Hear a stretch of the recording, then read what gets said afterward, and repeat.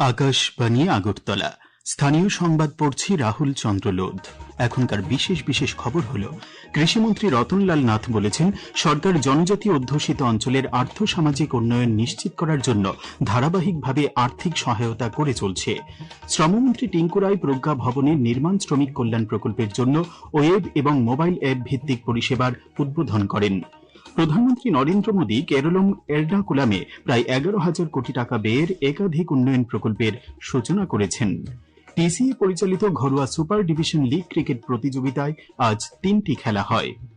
এবারে বিস্তারিত সংবাদ। কৃষিমন্ত্রী রতনলাল নাথ বলেছেন, রাজ্য সরকার জনজাতি অধ্যুষিত অঞ্চলের আর্থ সামাজিক উন্নয়ন নিশ্চিত করার জন্য ধারাবাহিকভাবে আর্থিক সহায়তা করে চলছে। আজ মোহনপুর পৌর পরিষদ কার্যালয় প্রাঙ্গণে মুখ্যমন্ত্রী জনজাতি উন্নয়ন মিশনের মাধ্যমে মহিলা তাঁতিদের সুতো বিতরণ অনুষ্ঠানে তিনি এই কথা বলেন। তিনি ঐতিহ্যবাহী তাঁত এবং বয়ন সংস্কৃতির সুরক্ষা এবং প্রচারের জন্য সরকারের সক্রিয় দৃষ্টিভঙ্গির উপরেও জোর দেন। কৃষিমন্ত্রী বলেন, জনজাতি মহিলা তাঁতি উন্নয়ন কর্মসূচি মহিলা কারিগরদের ক্ষমতায়ন, উন্নয়ন এবং স্বনির্ভরতার প্রতীক হয়ে উঠছে। তিনি বলেন, এক ত্রিপুরা শ্রেষ্ঠ ত্রিপুরা গড়ার জন্য জনজাতি গ্রামগুলির আর্থসামাজিক উন্নয়ন অপরিহার্য। শ্রী নাথ বলেন, জনজাতি ছাত্রছাত্রীদের উন্নয়নের জন্য সরকার বিভিন্ন প্রকল্প গ্রহণ করে চলছে। জনজাতি কল্যাণমন্ত্রী বিকাশ দেববর্মা বলেন, এই উদ্যোগের লক্ষ্য হল গ্রামীণ এবং উপজাতি নারীদের ঐতিহ্যবাহী সুস্থায়ী পেশায় সম্পৃক্ততা বৃদ্ধির মাধ্যমে তাদের অর্থনৈতিক স্বাধীনতা বৃদ্ধি করা। শ্রমমন্ত্রী টিঙ্কু রায় আজ আগরতলার প্রজ্ঞা ভবনের নির্মাণ শ্রমিক কল্যাণ প্রকল্পের জন্য ওয়েব এবং মোবাইল অ্যাপ ভিত্তিক পরিষেবার উদ্বোধন করেন। মন্ত্রী শ্রী রায় বলেন, এই উদ্যোগ শ্রমিক কল্যাণ এবং ডিজিটাল পরিষেবাকে আরও স্বচ্ছ ও সহজতর করে তুলবে। তিনি বলেন, এই নতুন ডিজিটাল প্ল্যাটফর্মের মাধ্যমে নির্মাণ শ্রমিকদের নিবন্ধন, বিভিন্ন কল্যাণমূলক সুবিধা গ্রহণ এবং প্রয়োজনীয় পরিষেবা পাবার প্রক্রিয়া আরও সহজ, দ্রুত এবং স্বচ্ছ হয়ে উঠবে। তিনি বলেন, প্রযুক্তির মাধ্যমে শ্রমিকদের অধিকার ও সুযোগ সুবিধা নিশ্চিত করার এই উদ্যোগ সরকারের একটি গুরুত্বপূর্ণ পদক্ষেপ। মন্ত্রী শ্রী রায় বলেন, সরকারের লক্ষ্য হচ্ছে আর্থিক সহায়তা, স্বাস্থ্য সেবা সুবিধা, শিক্ষা সহায়তা এবং ব্যাপক কল্যাণমূলক প্রকল্প প্রদানের মাধ্যমে নির্মাণ শ্রমিকদের জীবনযাত্রা ও কর্মপরিবেশ উন্নত করা। পাশাপাশি সুস্থায়ী উন্নয়ন এবং অন্তর্ভুক্তিমূলক প্রবৃদ্ধির মাধ্যমে প্রতিটি নির্মাণ শ্রমিক এবং তাদের পরিবারের জন্য সামাজিক নিরাপত্তা এবং মর্যাদাপূর্ণ জীবন নিশ্চিত করার দিকেও সরকার লক্ষ্য রেখে চলছে। গুয়াহাটি হাইকোর্টের প্রাক্তন বিচারপতি প্রদীপ কুমার সরকার আজ সকালে রামনগরের নিজের বাড়িতে প্রয়াত হয়েছেন। মৃত্যুকালে তাঁর বয়স হয়েছিল 80 বছর। তার প্রয়াণে হাইকোর্ট বার অ্যাসোসিয়েশনের সদস্যরা শোক ব্যক্ত করেছেন।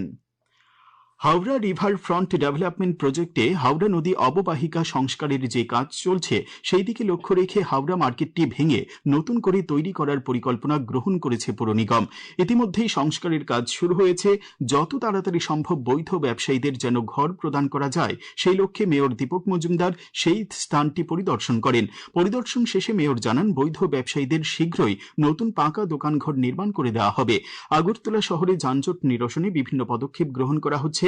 সেই দিকে লক্ষ্য রেখে বটতলা হাওড়া মার্কেট সংলগ্ন রাস্তাটি বড় করে সংস্কার করার ব্যবস্থা করা হচ্ছে। দৃষ্টিহীনদের স্বার্থ সংশ্লিষ্ট 22 দফা দাবির ভিত্তিতে আজ অল ত্রিপুরা ব্লাইন্ড অ্যাসোসিয়েশনের পক্ষ থেকে সমাজ কল্যাণ ও সমাজ শিক্ষা দপ্তরের বিশেষ সচিব তপন কুমার দাসের কাছে ডেপুটেশন প্রদান করা হয়।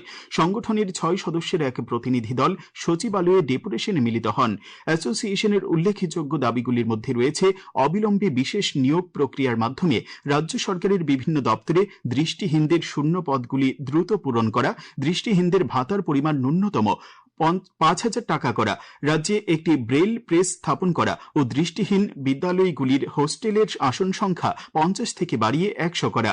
ডেপুটেশনে প্রতিনিধি দলে ছিলেন সংগঠনের সাধারণ সম্পাদক মিঠুন সাহা, যুগ্ম সম্পাদক সুব্রত সরকার, কোষাধ্যক্ষ অরুণ কুমার রায় এবং উপদেষ্টা মণ্ডলের অন্যতম সদস্য আইনজীবী হরিদাস দত্ত। কৃষি দপ্তর থেকে দেওয়া পাওয়ার ট্রিলারের সঙ্গে ছোট ধান ভাঙার কল যুক্ত করে রোজগারের এক নতুন দিগন্ত উন্মোচন করেছেন উদ্ভাবনী ক্ষমতা সম্পন্ন কৃষক সুধীর দাস। তার এই উদ্যোগে পরিবারের আর্থিক অবস্থার উন্নতির পাশাপাশি উপকৃত হচ্ছেন এলাকার অন্যান্য কৃষকরাও। একটি প্রতিবেদন। সোনামুড়া মহকুমার উত্তর কলমচৌড়ার বাগানবাড়ি এলাকার কৃষক সুধীর দাস ছোটবেলা থেকেই আধুনিক পদ্ধতিতে চাষ করার স্বপ্ন দেখতেন। গত বছর কৃষি যান্ত্রিকীকরণ প্রকল্পের আওতায় ভর্তুকিতে একটি পাওয়ার টিলার পান তিনি। পরে তাতে ছোট আকারের ধান ভাঙার কল যুক্ত করে এক নতুন উদ্যোগ শুরু করেন। এতে একই যন্ত্র দিয়ে জমি চাষের পাশাপাশি ধান ভেঙে চাল তৈরির কাজও করা যাচ্ছে। আমন ও বোরো মরশুমে এই যন্ত্র দিয়ে নিজের ও আশেপাশের কৃষকদের জমিতে চাষ করে তার আয় হয় প্রায় 50 থেকে 60 হাজার টাকা। বছরের অন্য সময় এলাকায় ধান ভাঙার কাজ করে প্রতিদিন প্রায় 1000 থেকে 1200 টাকা রোজগার হচ্ছে। এতে এলাকার কৃষকদের সময়, শ্রম ও পরিবহন খরচও অনেকটাই কমছে। গত জুলাই মাসে পাওয়ার টিলার আনছি আমার জমি চাষ করার লেগে। তো আনার পরে আমি পাওয়ার টিলারের ভিতরে যে রাইস মিল তৈরি করা যায় এটা আমার মাথাতে আইলো। তারপরে আমি এটা টেকনোলজি ভাবে ইউটিউব দেখে চেসিস বানায় সেটা পাওয়ার টিলারের মাধ্যমে এটা ফিট করছি। ফিট করার পরে এখন আর চাহিদা ভালোই যে আমি ডেলি সবার বাড়িতে আমার কাছে ফোন করলে আমি যাই বাড়িতে গিয়ে ধান চুরাই। তো ডেলি আমি 30-35 মন 40 মন ধান চুরাইতে পারি। আমার 1000-1200 টাকা ইনকাম হয়। কৃষি দপ্তরের আধিকারিকদের মতে সুধীর দাসের এই উদ্যোগ অন্য কৃষকদের কাছেও একটি অনুপ্রেরণার উদাহরণ হয়ে উঠেছে। সেই দিক থেকে দেখলে পরে আমরা উপলব্ধি করতে পারি যে ওনার যে এই পোর্টেবল ছোট্ট মেশিনটা আছে, এই মেশিনটা দিয়ে অতি সহজেই কিন্তু গ্রামে গঞ্জে কৃষকরা নিজেদের অল্প পরিমাণ ধান ভাঙাতে পারে। উদ্ভাবনী চিন্তা ও পরিশ্রমের মাধ্যমে কৃষিকাজেও নতুন সম্ভাবনার দিগন্ত যে উন্মোচিত হতে পারে, সুধীর দাসের এই উদ্যোগ তারই উজ্জ্বল উদাহরণ। সোনামুড়া থেকে অভিজিৎ বর্ধনের প্রতিবেদন, সংবাদ কক্ষ থেকে সুমন ভট্টাচার্য, আকাশবাণী, আগরতলা। এই খবর আপনারা শুনছেন আকাশবাণীর আগরতলা কেন্দ্র থেকে। আকাশবাণীর সংবাদের আপডেট পেতে লগ ইন করুন www.newsonair.com এবং নিউজ অন এআইআর অ্যাপ এবং টুইটার ও ফেসবুক প্ল্যাটফর্মে এআইআর নিউজ এলার্টসে। ইউটিউবে লক্ষ্য করুন নিউজ অন এআইআর অফিসিয়ালে। এছাড়াও আকাশবাণী আগরতলার সংবাদ আপডেট পেতে দেখুন টুইটার বা এক্স হ্যান্ডেলে আকাশবাণী নিউজ আগরতলা, ফেসবুকে এআইআর নিউজ আগরতলা এবং ইউটিউবে আকাশবাণী নিউজ আগরতলা। রাষ্ট্রপতি দ্রৌপদী মুর্মু বলেছেন, জল সংরক্ষণ করা প্রতিটি নাগরিকের দায়িত্ব। জলের মতো অমূল্য সম্পদকে ভবিষ্যৎ প্রজন্মের জন্য সযত্নে রক্ষা করতে এবং জল সংরক্ষণকে দৈনন্দিন জীবনের অংশ করে তোলার আহ্বান জানান তিনি। আজ নয়াদিল্লিতে আয়োজিত জল মহোৎসব 2026 উপলক্ষে আয়োজিত অনুষ্ঠানে বক্তব্য রাখতে গিয়ে রাষ্ট্রপতি বলেন, নল জল মিত্র কর্মসূচির অধীনে গ্রামীণ যুবক যুবতী এবং স্বনির্ভর গোষ্ঠীর মহিলাদের প্রশিক্ষণ দেওয়া হচ্ছে, যাতে তাঁরা জল সরবরাহ ব্যবস্থার পরিচালনা ও রক্ষণাবেক্ষণে সক্রিয় ভাবে অংশ নিতে পারেন। তিনি বলেন, এই উদ্যোগ একদিকে জল সংরক্ষণে সহায়তা করছে, অন্যদিকে গ্রামীণ এলাকায় কর্মসংস্থানেরও সুযোগ সৃষ্টি করছে। রাষ্ট্রপতি শ্রীমতী মুর্মু জল সমৃদ্ধ ভবিষ্যৎ গড়ে তুলতে সকলকে একযোগে প্রচেষ্টা চালিয়ে যাওয়ার আহ্বান জানান। जल जीवन मिशन में भी टेक्नोलॉजी के प्रयोग को बढ़ावा दिया जा रहा है। Sujal Bharat app, real time dashboard और डिसीजन सपोर्ट सिस्टम के माध्यम से पारदर्शी निगरानी और सटीक योजना सुनिश्चित की जा रही है। इसके साथ ही मेरी पंचायत ऐप और पंचायत डैशबोर्ड जैसे डिजिटल प्लेटफॉर्म के माध्यम से ग्राम पंचायत स्तर पर जल सेवाओं की जानकारी दिया जा रहा है। প্রধানমন্ত্রী নরেন্দ্র মোদী আজ কেরালামের এর্নাকুলামে প্রায় 11,000 কোটি টাকা ব্যয়ের একাধিক উন্নয়ন প্রকল্পের সূচনা করেছেন। তিনি ভারত পেট্রোলিয়াম কর্পোরেশন লিমিটেডের কোচি সংশোধনাগারে প্রপিলিন ইউনিট নির্মাণের ভিত্তিপ্রস্তর স্থাপন করেন। প্রায় 5,500 কোটি টাকা ব্যয়ে নির্মিত এই ইউনিটের বার্ষিক উৎপাদন ক্ষমতা 4 লক্ষ টন। এছাড়াও সড়ক অবকাঠামো উন্নয়নের অংশ হিসেবে প্রধানমন্ত্রী দুটি গুরুত্বপূর্ণ জাতীয় সড়ক প্রকল্পের উদ্বোধন করেন। এর মধ্যে রয়েছে 2,650 কোটি টাকা ব্যয়ে জাতীয় সড়ক সংখ্যা 66-র থালাপাড়ি চেলাঙ্গা অংশের 6 লেন নির্মাণ। এই অংশটি মুম্বাই কন্যাকুমারী অর্থনৈতিক করিডোরের অন্তর্গত এবং কাসারগোড ও কান্নুর জেলার সঙ্গে ম্যাঙ্গালুরু ও মুঝি পিলাঙ্গাদ অঞ্চলের যোগাযোগ আরো সুদৃঢ় করবে। भारत आज मैन्युफैक्चरिंग का बहुत बड़ा हब बनता जा रहा है। एआई और सेमीकंडक्टर सेक्टर में भी देश तेजी से प्रगति कर रहा है। ऐसे हर काम के लिए ज्यादा एनर्जी चाहिए, ज्यादा से ज्यादा ग्रीन और क्लीन एनर्जी की आवश्यकता है और भारत सोलर पावर के मामले में दुनिया के टॉप के देशों में से एक बन चुका है। हमारा प्रयास है कि केरलम भी सोलर पावर जनरेशन में और आगे बढ़े।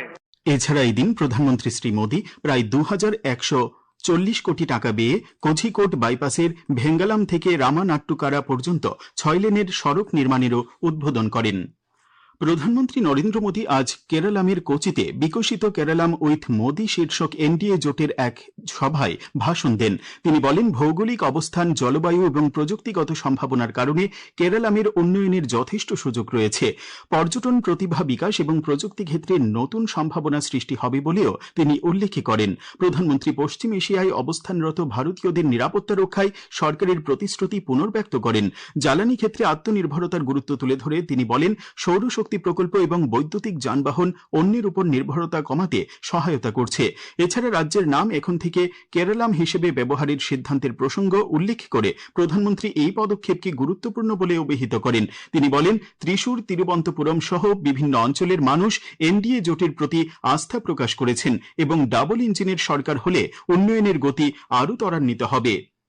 ত্রিপুরা ক্রিকেট অ্যাসোসিয়েশন পরিচালিত ঘরোয়া সুপার ডিভিশন লিগ ক্রিকেট প্রতিযোগিতা আজ 3টি খেলা হয়। নরসিংগড়ের পিটিএ মাঠে অনুষ্ঠিত খেলায় জয়নগর ক্রিকেট ক্লাব 10 উইকেটে হারভে ক্লাবকে, টিআইটি মাঠে ব্লাডমাউথ ক্লাব 7 উইকেটে সংহতি ক্লাবকে এবং এমবিবি স্টেডিয়ামে শতদল সংঘ 127 রানে স্ফুলিঙ্গ ক্লাবকে পরাজিত করে। আগামীকাল আকাশ আংশিক মেঘাচ্ছন্ন থাকবে। রাজ্যের সবকটি জেলায় বজ্রবিদ্যুৎ সহ বৃষ্টিপাতের সম্ভাবনা রয়েছে। দিনের সর্বোচ্চ তাপমাত্রা 33 ডিগ্রি সেলসিয়াস এবং সর্বনিম্ন 21 ডিগ্রি সেলসিয়াসের কাছাকাছি থাকতে পারে। আজ দিনের সর্বোচ্চ তাপমাত্রা ছিল 33.2 ডিগ্রি সেলসিয়াস এবং সর্বনিম্ন 22.4 ডিগ্রি সেলসিয়াস। শেষ করার আগে খবরের বিশেষ অংশগুলি আরেকবার পড়ছি। কৃষিমন্ত্রী রতনলাল নাথ বলেছেন, সরকার জনজাতি অধ্যুষিত অঞ্চলের আর্থ সামাজিক উন্নয়ন নিশ্চিত করার জন্য ধারাবাহিকভাবে আর্থিক সহায়তা করে চলছে। শ্রমমন্ত্রী টিঙ্কু রায় প্রজ্ঞা ভবনে নির্মাণ শ্রমিক কল্যাণ প্রকল্পের জন্য ওয়েব এবং মোবাইল অ্যাপ ভিত্তিক পরিষেবার উদ্বোধন করেন। প্রধানমন্ত্রী নরেন্দ্র মোদী কেরলম এর্নাকুলামে প্রায় 11,000 কোটি টাকা ব্যয়ের একাধিক উন্নয়ন প্রকল্পের সূচনা করেছেন। পিসিএ পরিচালিত ঘরোয়া সুপার ডিভিশন লিগ ক্রিকেট প্রতিযোগিতায় আজ 3টি খেলা হয়। স্থানীয় সংবাদ আজকের মতো এখানেই শেষ হলো। পরবর্তী বাংলা স্থানীয় সংবাদ প্রচারিত হবে আগামীকাল সকাল 7:35 মিনিটে।